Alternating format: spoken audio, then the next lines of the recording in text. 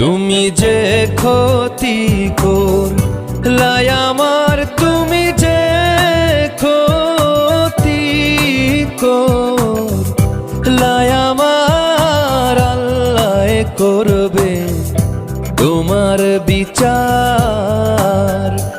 আমার আল্লাহ করবে তোমার বিচার।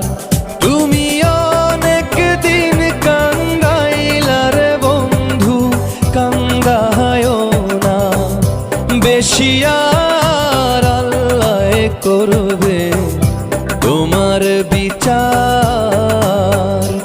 আমার আল্লাহ করবে তোমার বিচার।